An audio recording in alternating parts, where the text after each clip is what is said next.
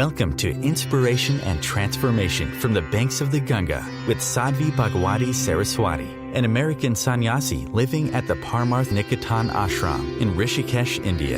Sadhvi is president of the Divine Shakti Foundation, a charitable organization bringing education, vocational training, upliftment, and empowerment programs to women and children.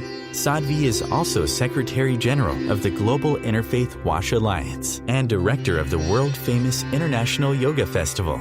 Join the musings of an American sannyasi as Sadhvi shares the wisdom and teachings of her guru, His Holiness Pujya Swami Chidanand Saraswati Ji. Welcome everyone to Inspiration and Transformation from the holy banks of the sacred Ganga River in the land of Rishikesh, India. I try to forget the mistakes I have made in the past and move forward.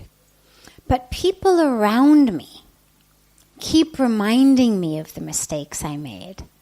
What should I do? Yeah, it's so hard. We try to change.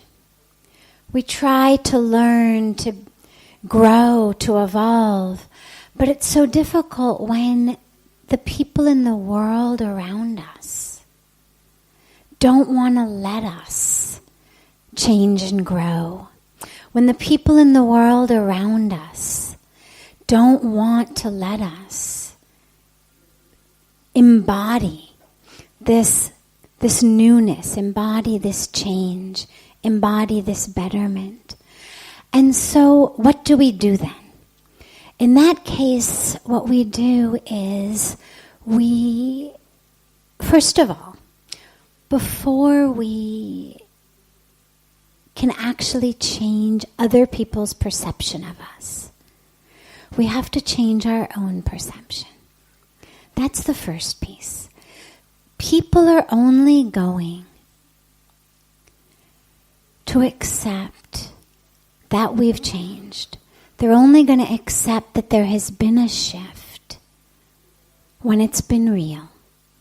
The simple fact that a mistake happened in the past does not mean I've changed.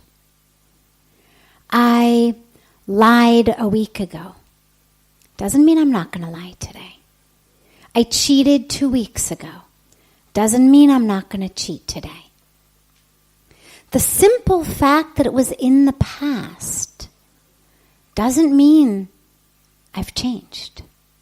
And so in a way, if you think for a moment about the people who have hurt you in your life, you're only going to really let it go and continue the relationship if you feel they've changed.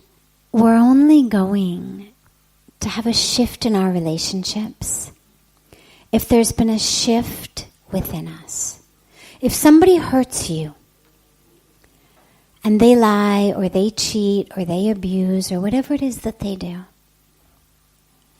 you're only going to move forward with that relationship and let go what they've done in the past if you feel like they've changed. It's very, very, very difficult to trust, to believe, to honor, to have faith if the people around us have not actually changed, if they don't recognize that what they did was a mistake. And similarly, we have to realize that the same goes for us. We do something in the past that we know was a mistake. We want to be free of it. But do we want to be free of it without changing? Or do we want to be free of it because we've changed? And that's an important distinction, and it's a distinction that's only fair for the people around us to know. And so if you find that you've made these mistakes in the past, and people are not letting you forget them, they're not accepting that you've changed, ask yourself, have I really changed? Am I just trying to put it behind me? Or has there really been an acknowledgement that I've changed? Has there really been an acknowledgement that I've taken steps to do something differently? And it doesn't mean we're going to change overnight, obviously. But there needs to at least be a commitment to effort. Because if I've lived with you every single day for the last 30 years, and every day for the last 30 years you've hit me, I'm not necessarily going to wake up tomorrow and believe that you're not going to hit me. Unless you have really taken steps to introspect, to reflect, to understand why you were harming me, and then to really change. And then I will let it go. But if that's how we act, we have to understand that's how other people act. Our ways of interacting with people is habitual. We don't necessarily process every word we say, every action, every reaction. It becomes a habit. And so if you and I used to go out every Friday and get drunk and go dancing, pick up guys and, come home only the next morning, and then you change, I'm not going to necessarily know that you've changed or respond to you as a changed being unless that change has been really deep and really profound and has been something that I've been able to see. So if people are not letting us forget our mistakes, just have patience, number one. Have faith, number two. Have faith, number two, both in them and in yourself, knowing that the truth is a magnet. And when you live the truth, people will respond to that. People respond much more. In America,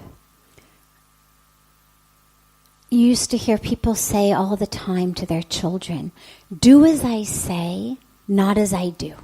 Like, I'm sitting over here, smoking cigarettes, getting drunk, but you should never touch these things. Or, yeah, I'm gonna cheat on my taxes, I'm gonna lie to people, but you should always be honest. So you'd frequently hear parents say to their children, do as I say, not as I do. And it's a useless strategy. Because children are going to do what you do, regardless of what you say. And it's not just children. In all of our relationships, we tend to respond to what people do more than what they say. So someone may profess love to us. Oh, I love you so much. You're my one and only. But if we can see from their actions that maybe we're not their one and only, if they're not acting like they love us, the words are going to ring very hollow. And so in our lives, if we're really changing, that needs to come through our actions, not just our words. Doesn't mean we shouldn't say it. We should say it. Sometimes we have to remind people, I've changed. Yes, I used to be the person that you got drunk with all night long. No longer that person. Words have to be there, but the actions have to be there even more. Because I can say that until I'm blue in the face. But if they walk in and find me in a bar at 3 o'clock in the morning, my words aren't going to have much value. So when we've made mistakes in our past, whether it was a one-time mistake, whether it was a habitual mistake, whatever we've done, yes, we have to remind people I've changed, but we also have to embody that change. And if we find that they're really not letting us forget, feel free to say to them, look, the person who committed that mistake is regenerating. You know, we always talk about how the cells of our body constantly regenerate. So if I hit you a couple of weeks ago, there's not a cell in my body that hit you. You can't pick up my hand and say, this is the hand that hit you now. That's only going to work if I've really, really repented and really delved into what was it in my mind that made me hit them. Because the cells of my arms have regenerated. The cells of my knuckles have regenerated. They're brand new. But if the patterns in my mind are the same, I'm going to tell this newly regenerated hand to hit you again. And so it only works if I've really, really repented, really changed. And then feel free to say to people, look, I'm a new person. I've really changed. Or I'm working to be a new person. Please, I need your help. I need your support. I mean, if I were an alcoholic, for example, and I stopped drinking, the last thing I need is everybody reminding me, God, you know, you used to be a really bad alcoholic. So feel free to ask people for help. Feel free to say, look, yeah, I know. But I'm really, really working to be different. And I'd really love your support. And if when I was an alcoholic I hurt you, I really hope you can forgive me. I know it may not be immediate. I know it may not be right now. But I hope that at some point you'll be able to forgive me. And you'll be able to trust me again. So feel free to ask for that support if they're not letting you forget it. You're listening to OTR-FM, part of the IOM radio network. Being a radio host on IOM FM allows you to build your show on a rich platform with the power of the internet to fulfill your outreach goals and connect with a very specialized and global online audience, unlimited by time and distance. OMTimes Radio will provide you with web relevance, a recognizable conscious brand, and with the standard of excellence that has accompanied every single Circle of Hearts Radio is a sanctuary on the airwaves. Join me, Grandmother Alaya, in the circle on Sunday 2 p.m. Eastern as I share information to both enlighten and nourish your soul. Hi, this is Christina Ricci with RAIN. Every 2 minutes, another American is sexually assaulted. If you or someone you know has been sexually assaulted, you are not alone.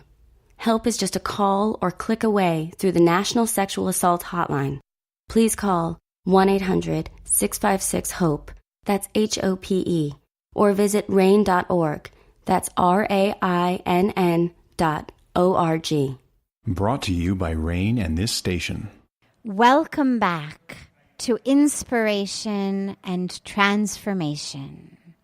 I'm so glad to have you all back here with me. How does one attain moksha or salvation? Salvation refers to being saved. Now, the reason that I've begun here is that in the Hindu tradition, we don't actually believe that you need to be saved. The core of who we are, the soul, is divine. Now, how do we know it's divine? Because it's been created out of that which is divine.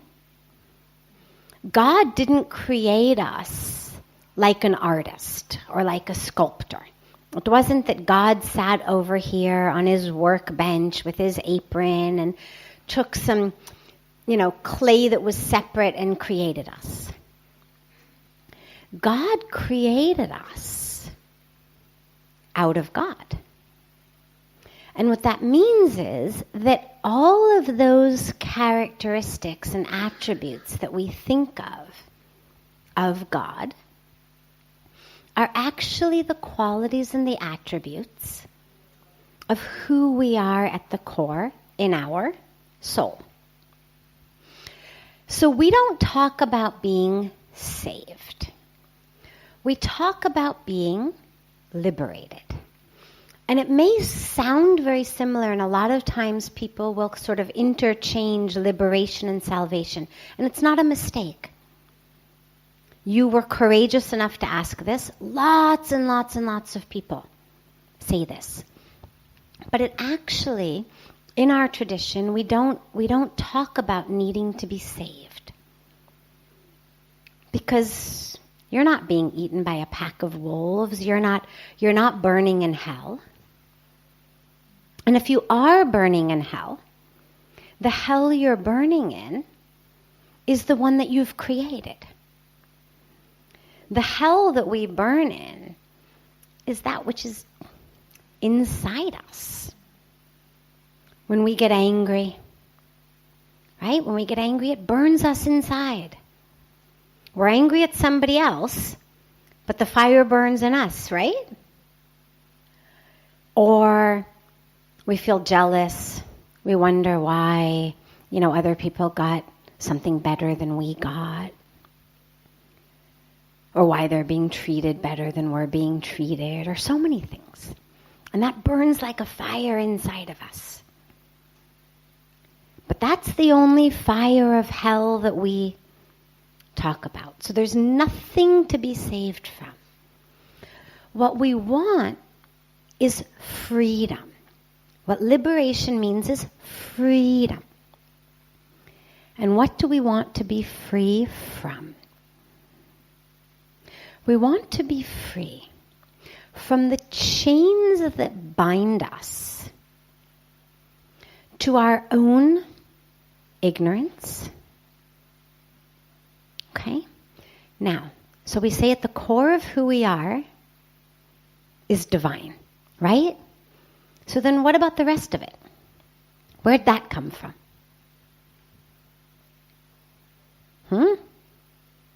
Okay. So let's take this a different way. You have a soul, or rather you are a soul. You have a body. You are a soul. What else do you have? Body parts. What else? I'm sorry? Mind. Yes, exactly. Exactly. And the mind, there's other components. We've got ego.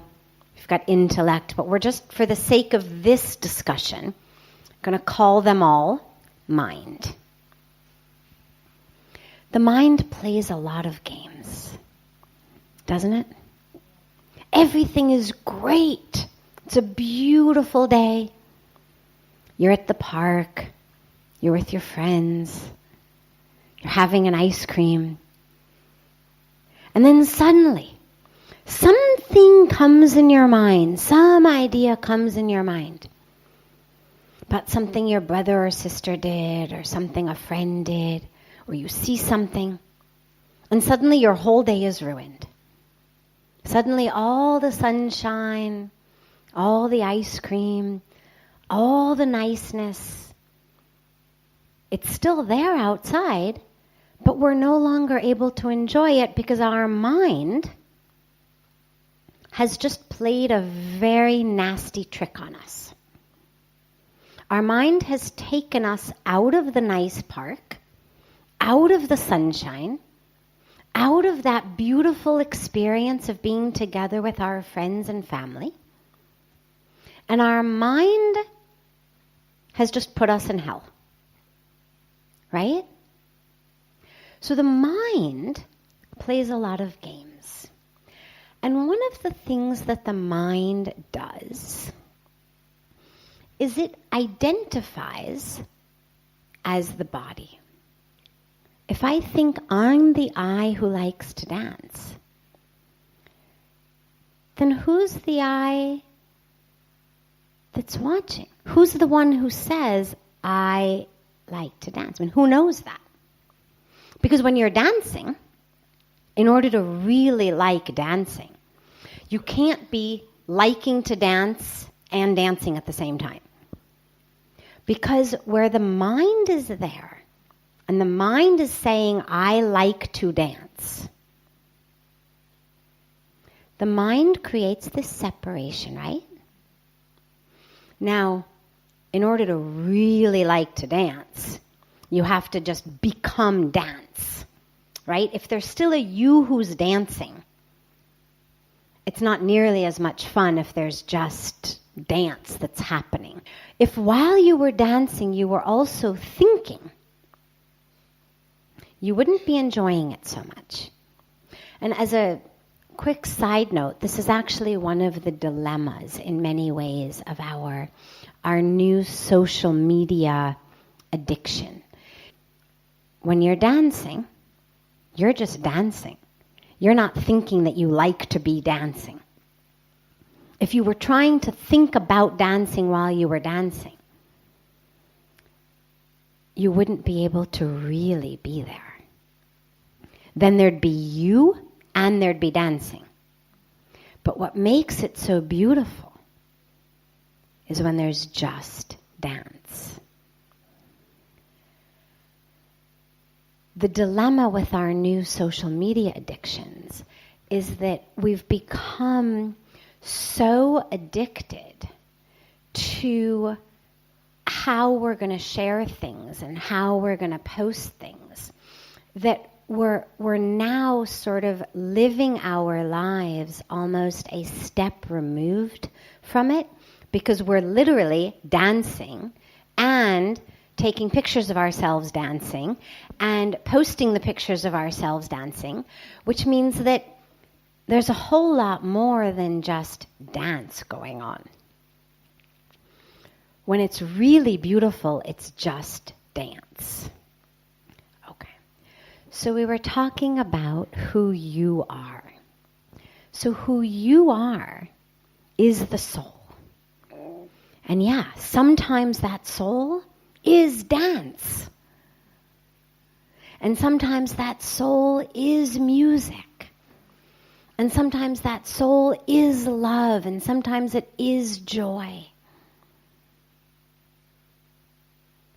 But what the mind does is the mind tries to pull you out of the dance, out of the music, out of the joy, out of the love, and say, I like dance.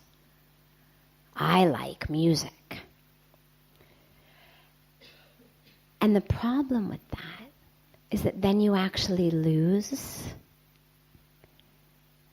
that real experience. And so the mind separates us.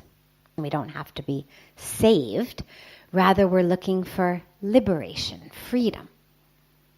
Freedom from what? Freedom from the games that the mind plays that make us think we are something other than our soul. And that's what real freedom is. Yes, there is a body. Yes, there is a mind. Because freedom does not say there is no body, there's only a soul. No, there's also a body. There's also a mind. Nothing goes away by denying it. So if we say, well, that anger, or that jealousy, or that fear, or this pain is just illusion. Sadly, that doesn't actually make it go away. All that does is continue to keep us more and more separate from it. What really heals all of that is when we know that we are the soul, there is a body, there is a mind, but we're able to look at it knowing it isn't me. So yeah, you have a body. And every day you should thank God for giving you such a beautiful one, such a healthy one that can dance, one that can just become dance. Because through this body and through the mind, we actually have the ability with our consciousness to understand that we are the soul and to attain freedom. Freedom doesn't just mean I become brain dead. The way to shut off our mind, the solution is not let me die or let me become brain dead. That's not real freedom. Freedom is to have a body, live in the body, care for the body, have a mind, utilize the mind.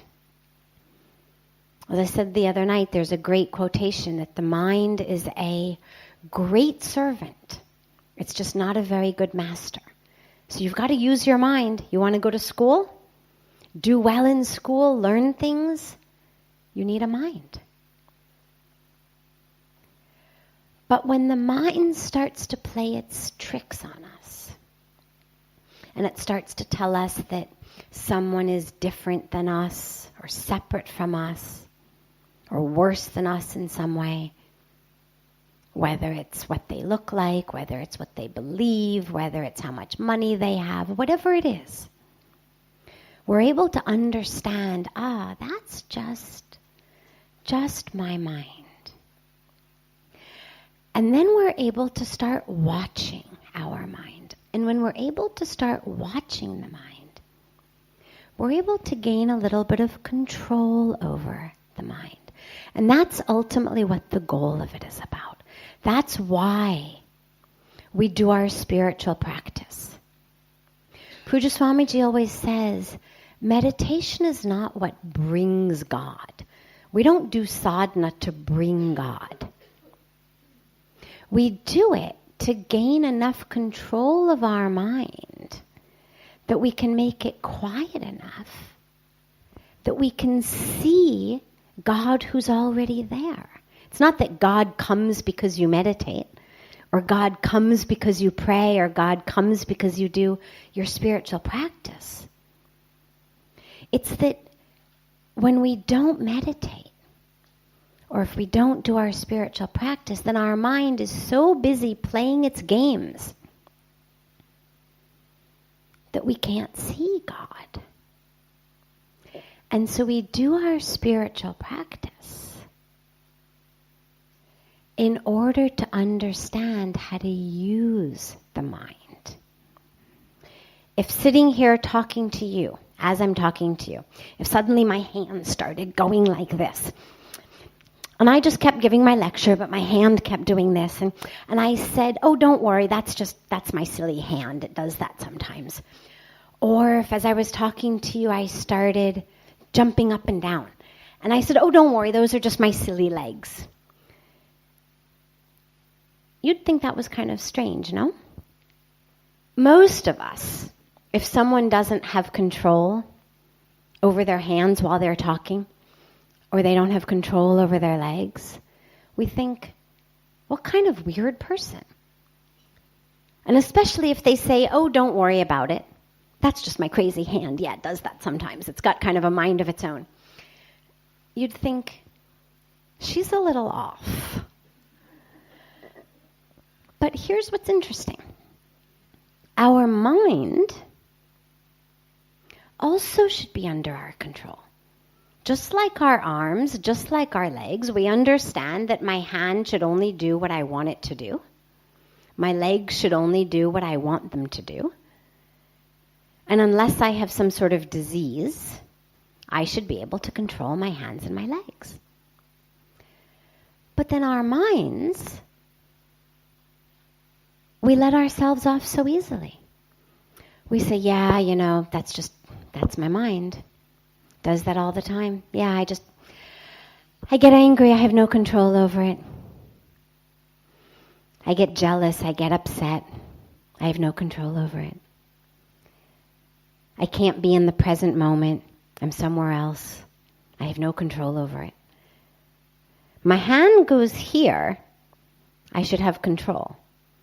But my mind goes to Paris without my control. We think that's okay? No. So this is why we meditate.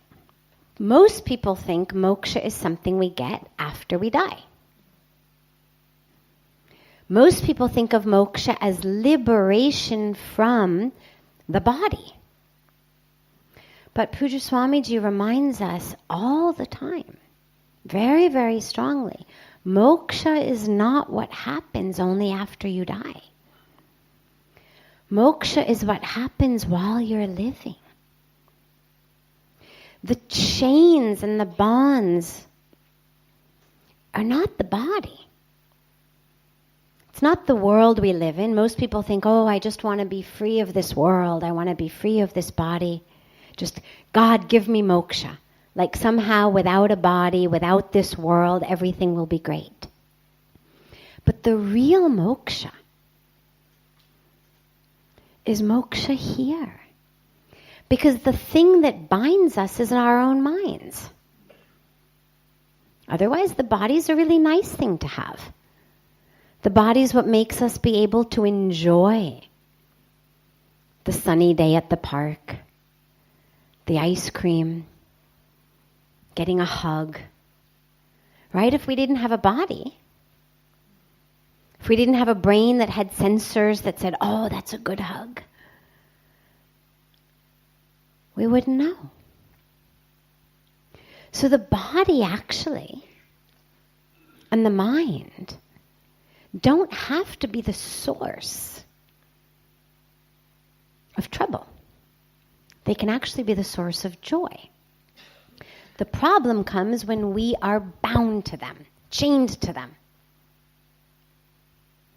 And it's from that we want freedom. So freedom from the chains that my own mind puts on me. The chains that my own mind that says, this is just who I am. I'm this color, I'm this religion, I'm this body. Because then if I am this body and I am this mind, then I am all of my limitations. I'm all of my fears. I'm all of my emotions. I'm all of the tests that I failed. I'm all of the mistakes I made. I'm all of the times I fell down. Then that's all part of who I am. But it isn't. That's part of the body and the mind. Who you are is the soul. And if you know that, then you can have a body, use your body, have a mind, use your mind for great joy, for even more freedom, for even more consciousness, for even more awakening, and to bring joy to other people. If you don't have a hand, how can you give a hand to somebody else? If you don't have a face, how can you smile at somebody? And that smile that you can bring someone, that hand that you can give someone, can bring them freedom, can help them break free, can help them have moksha. So moksha doesn't have to be what happens when we die. Moksha can happen right here when we realize, I'm not the doer. The problems happen when we think I am the doer. I'm the one who does everything. I'm the one with all the responsibilities. I'm the smart one. I'm the capable one. If I wasn't there, nobody would have gotten this taken care of, right? It's all me. So that's where the problems start. But if we realize, okay, God is the doer. I'm just the vehicle. Like, is this microphone giving a lecture? Who's giving the lecture? For the microphone to think that it was giving a lecture would be crazy. I'm speaking through the microphone. It's just a tool for my voice. But in the same way, just on a slightly deeper level, it also would be crazy for me to think I'm giving the lecture.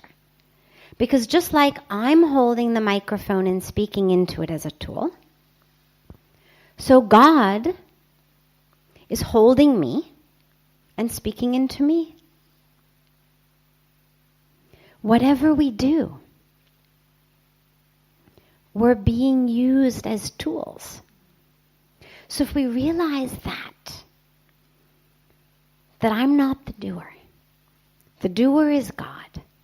I'm just the tool in God's hands. And so then our prayers to God become, oh God, use me as a tool in your hands.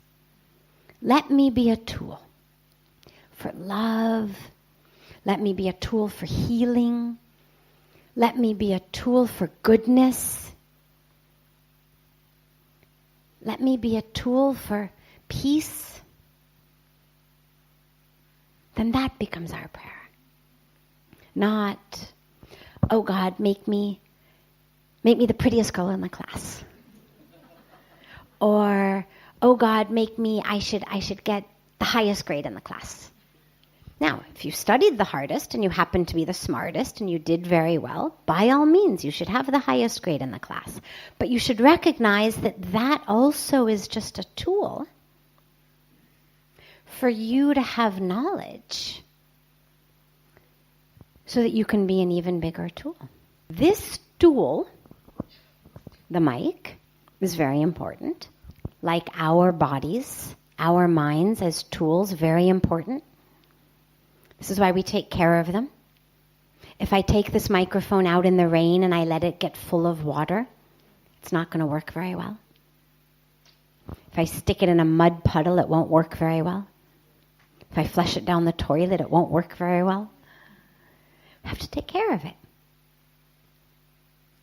But that's still not enough, because as beautiful and wonderful as the microphone is, if it's not connected to the plug in the wall from where the power comes, it's still not going to be very useful. If we're not connected to that source, if we're not connected to God, then it doesn't matter how beautiful our tool is. So the real moksha, the real freedom comes when we remember all the time, okay, God, I am the soul. I have this body. I have this mind. And let my body and my mind be a tool in your hands. And let me always remember to stay plugged in, so that your will and your power can always flow through me. This is OTR-FM, part of the IOM radio network. OMTimes Magazine is one of the leading online content providers of positivity, wellness, and personal empowerment. A philanthropic organization, their net proceeds are funneled to support worldwide charity initiatives via Humanity Healing International. Through their commitment to creating community and providing conscious content, they aspire to uplift humanity on a global scale. OMTimes, co-creating a more conscious lifestyle. Do you have time to read that inspiring book or that blog post you've been meaning to get to? In your busy world, how do you improve yourself and keep your life going? I'm Lisa Kay, and my Between Heaven and Earth radio show can transform your life just by listening. Be uplifted with inspiring topics, positive stories, and ideas that really work.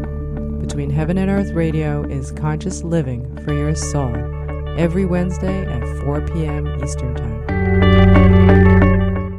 Like Baldwin with People for the Ethical Treatment of Animals. I grew up loving circuses and other traveling animal shows, but it never occurred to me what life might be like for the animals. Training wild animals to do things they don't understand takes force. Routine discipline with a hook or whip with the heel of a boot shows the animal exactly who's the boss. Don't patronize animal acts. Please contact People for the Ethical Treatment of Animals. 757-622-PETA. Welcome back. This is Sadhvi Bhagawati Saraswati with inspiration and transformation. Our dharma talks about love and peace and compassion and kindness and generosity. But Bhagwan Krishna plays a very key role in the war of the Mahabharat. Bhagwan Ram fought and won a war. How do we reconcile those? So love, compassion, caring. These are virtues. This is dharma. Non-violence. This is dharma. And then we have these stories from the epics, from the scriptures of great wars. How do we reconcile it? Well, the only way to reconcile it is to understand it in a much broader context. It's to understand it in a context in which we're choosing righteousness over unrighteousness, choosing dharma over adharma. It's a best case of a bad case scenario choice. Antibiotics kill bacteria. If you've got a bacterial infection, you've got pneumonia in your lungs, well, what is pneumonia? It's a type of bacteria. And it's growing and growing and growing and growing in your lungs. They multiply and divide like crazy. Soon you can't breathe. Then you're on a ventilator. So even those of us who are hardcore naturalists, there comes a time where you say, okay, fine, my life is at stake. Very few people are such hardcore naturalists or such hardcore non-violent people that they would refuse to take an antibiotic to kill pneumonia and instead would let the pneumonia kill themselves.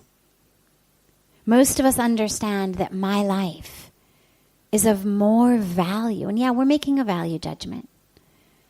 But it's a judgment that most of us share, that my life is of more value than the lives of the bacteria. They're also alive.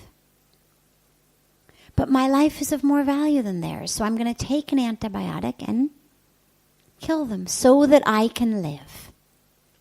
Even those of us who are very, very, very strict vegetarians, one of the things that comes up so frequently is usually young kids will say to me, well, so if you were stranded in the jungle, you were lost in the forest, you had nothing to eat, there were no berries anywhere, you were going to die of starvation, would you eat an animal then? And I always say, yeah, I hope I could. I mean, I obviously hope I'm never in that situation. I couldn't guarantee that I could actually muster what it takes to kill an animal and eat it, but I would hope that I could. And I certainly would have no moral problem with it. Because even though I am a very staunch, very hardcore vegetarian, I also am able to make a value judgment that says, in my view, my life is of more value than the life of the squirrel or the chipmunk or whatever it would be that I would find and kill to survive until I was rescued. But that is only the case if I am going to commit my life to good work. That's not an absolute truth. I do not believe that in an absolute sense, a human life is of more value than an animal life. But if we are committing ourselves to dharma, to good work, then yeah, I could morally justify killing a small animal to save me so that I could be rescued and go out and do good work. And this brings us to the issues of the Mahabharat War, the War of the Ramayana. Nobody wanted to kill Duryodhana and his army. They did everything they could to prevent the war. The whole story of the Mahabharata is full, not just of the war. It's full of all of that which led up to the war. And I won't go into it tonight, but just all of the times that they tried. Even Krishna himself tried to prevent this war. Just like the naturalists amongst us take everything we can, we eat as much lemon and honey and ginger and all, hot beverages and tulsi and all this stuff that we take to fight off those bacteria. We don't go to antibiotics as our first stop. It's only when it doesn't work. And this is what happened. Same thing in the Ramayana. Lord Ram didn't wake up in the morning and say, there's this Ravan, and I've heard of him, and I'm gonna commit myself to killing him. Even after his wife was abducted, he sends Hanumanji as an emissary. Only when nothing works do they go to war. And these are wars of dharma against adharma, of righteousness against unrighteousness. And what they knew in both cases was, if they don't fight this war, if the quote-unquote bad guys of both of these stories are not vanquished, they're going to keep killing more people. Like if I don't take the antibiotic, the bacteria is just going to keep growing and growing and growing and eventually take my life. And that's what was happening in both cases. And so they didn't fight the war because violence is a good thing. They didn't fight the war because they forgot that compassion and love and nonviolence are our dharma. They fought the war to restore dharma, where adharma, where unrighteousness had taken over. And tragically, sometimes people have to be killed. Another close to home example would be, you think about it, if you were walking down the street with your mother, with anyone, or even just alone, and suddenly somebody comes and starts attempting to kidnap or to kill or to rape your mom who you're walking with, or just a woman on the road, a young girl on the road. Well, very few of us would keep on walking. We might all start by saying, hey, stop. We might call the police. But if things escalated and our hey, stop didn't work and the police still didn't show up, and the violence was getting worse, or he was on the verge of getting her into his car, we might reach down if we had an umbrella in our hands or a cane in our hand and hit him. And if a light hit didn't work, we might hit him harder. Not because we're violent people, not because we forget that love and compassion are virtues, but because in that moment we are acutely aware of the fact of there being a higher good in this, of violence being absolutely required as a last resort to restore dharma, to restore righteousness. Very few of us are prepared to sacrifice our mother, or a woman on the street, or a young girl on the street, into the hands of a rapist or a murderer or a kidnapper just because we don't believe in violence. Most of us would muster up whatever it took to use our strength to get this guy to stop. And that's what happened in the war of the Mahabharata and the war of the Ramayana. This is OTR-FM, part of the IOM radio network. OMTimes Magazine is one of the leading online content providers of positivity, wellness, and personal empowerment. A philanthropic organization, Their net proceeds are funneled to support worldwide charity initiatives via Humanity Healing International. Through their commitment to creating community and providing conscious content, they aspire to uplift humanity on a global scale. OMTimes, co-creating a more conscious lifestyle. Do you have time to read that inspiring book or that blog post you've been meaning to get to? In your busy world, how do you improve yourself and keep your life going? I'm Lisa Kay, and my Between Heaven and Earth radio show can transform your life just by listening. Be uplifted with inspiring topics, positive stories, and ideas that really work. Between Heaven and Earth radio is conscious living for your soul, every Wednesday at 4 p.m. Eastern Time. Like Baldwin with People for the Ethical Treatment of Animals. I grew up loving circuses and other traveling animal shows, but it never occurred to me what life might be like for the animals. Training wild animals to do things they don't understand takes force. Routine discipline with a hook or whip with the heel of a boot shows the animal exactly who's the boss. Don't patronize animal acts. Please contact People for the Ethical Treatment of Animals. 757-622-PETA. Welcome back. This is Sadhvi Bhagawati Saraswati with inspiration and transformation. The purpose of life, and we're going to weave rituals into this, the purpose of life is actually to wake up and to know who you are and to connect with yourself as divine and the divine.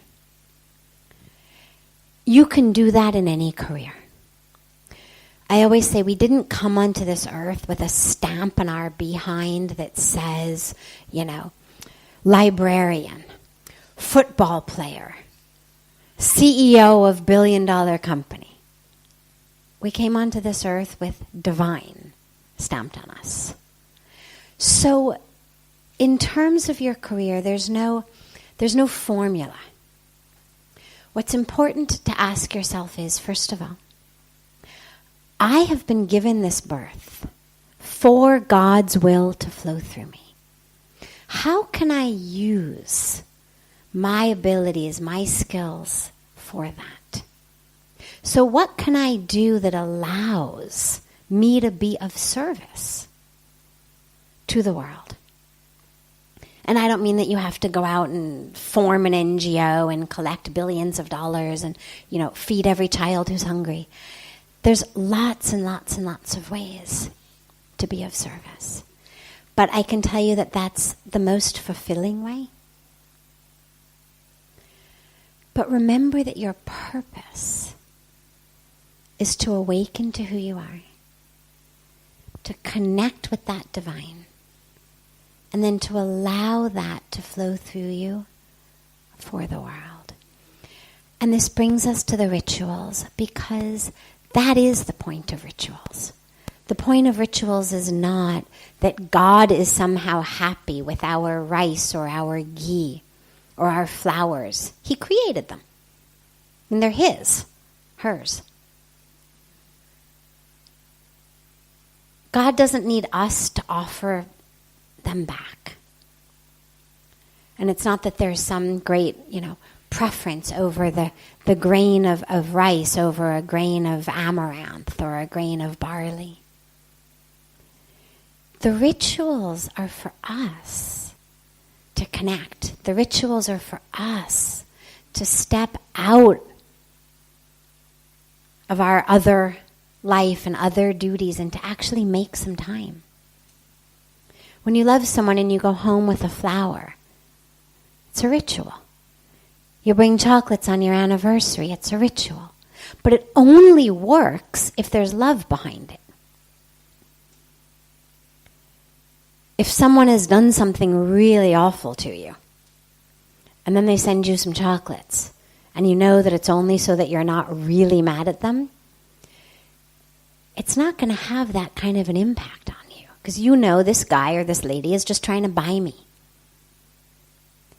But if someone who really loves you makes you something, if your child cooks you something, homemade chocolates, and they're horrible, you're going to love them anyway.